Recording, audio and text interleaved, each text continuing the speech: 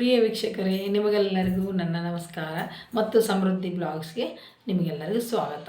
ಇವತ್ತಿನ ಮನೆ ಮದ್ದು ಏನೆಂದರೆ, ಕೂದಲು ಉದ್ದವಾಗಿ ಬರೋಗೋಸ್ಕರ ಒಂದು ಮನೆಯಲ್ಲೇ ತಯಾರು ಮಾಡಬಹುದು ಅಂತ ಶಾಂಪೂನ ಹೇಳ್ತೀನಿ.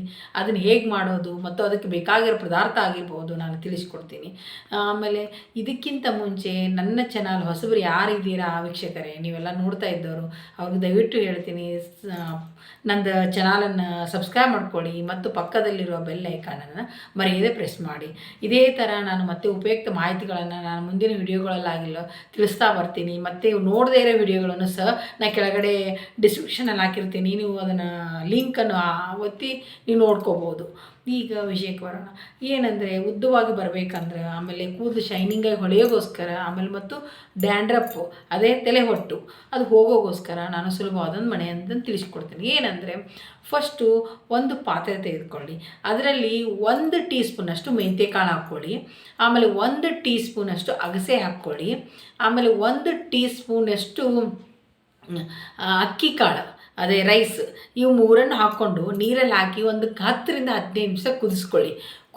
ಆದಮೇಲೆ ಅದು ತಣ್ಣಗಾಗಬೇಕು. ಆದಮೇಲೆ ಇದಕ್ಕೇನೆಂದರೆ, ನೀವು ಮನೆಯಲ್ಲಿ ಯಾವ ಶಾಂಪು ಯೂಸ್ ಮಾಡ್ತೀರೋ ಅದನ್ನೇ ಅದಕ್ಕೆ ಮಿಕ್ಸ್ ಮಾಡ್ಕೊಂಬಿಡಿ. ಮಿಕ್ಸ್ ಮಾಡ್ಕೊಂಡು ಆದಮೇಲೆ ಅದನ್ನೇ ನೀವು ತಲೆಗೆ ಅಪ್ಲೈ ಮಾಡಿ ನೀವು ತಲೆ ತೊಳ್ಕೊಬೋದು. ಇದನ್ನು ನೀವು ವಾರದಲ್ಲಿ ಒಂದು 2 ದಿನಕ್ಕೊಂದ್ಸರಿ ನೀವು ತೊಳ್ಕೊತಾ ಇರ್ತಿರಲ್ಲ, ಈ ಥರ ನೀವು ಮಾಡ್ಕೋಬೋದು. ಈ ಥರ ಈಸಿಯಾಗಿ ನೀವು ಯಾವಾಗ ತಲೆ ಸ್ನಾನ ಮಾಡ್ತೀರಾ ಅವಾಗೇ ನೀವು ಇದನ್ನು ಯೂಸ್ ಮಾಡ್ಬೋದು. ಈ ಥರ ಮಾಡಿ ನೋಡಿ, ವಾರದಲ್ಲಿ ಒಂದು 2 ರಿಂದ 3 ಸರಿ ನೀವು ಮಾಡ್ತಾ ಬಂದರೆ ನಿಮ್ಮ ಕೂದಲು ಉದುರೋದು ಸಹ ಖಂಡಿತ ಕಡಿಮೆ ಆಗ್ತದೆ. ಆಮೇಲೆ ಡ್ಯಾಂಡ್ರಫ್ ಸಹ ಖಂಡಿತ ಕಡಿಮೆ ಆಗ್ತದೆ. ಆಮೇಲೆ ಇದೇ ಥರ ಮತ್ತೆ ಉಪಯುಕ್ತ ಮಾಹಿತಿ ಬೇಕಾದರೆ ನೀವು ಖಂಡಿತ ನನಗೆ ಮೆಸೇಜ್ ಮಾಡಿ ತಿಳಿಸಿದ್ರೆ, ನನಗೆ ಅದು ಕಮೆಂಟ್ಸ್ ಮಾಡಿ ನೀವು ತಿಳಿಸಿ, ನಾನು ನಿಮಗೆ ಮುಂದಿನ ವಿಡಿಯೋದಲ್ಲಿ ತಿಳಿಸೋ ಪ್ರಯತ್ನ ಮಾಡ್ತೀನಿ. ಈ ವಿಡಿಯೋದೊಂದಿಗೆ ನಿಮಗೆ ಮುಕ್ತಾಯ ಮಾಡ್ತಾ ನಿಮಗೆಲ್ಲರಿಗೂ ನನ್ನ ಧನ್ಯವಾದಗಳು.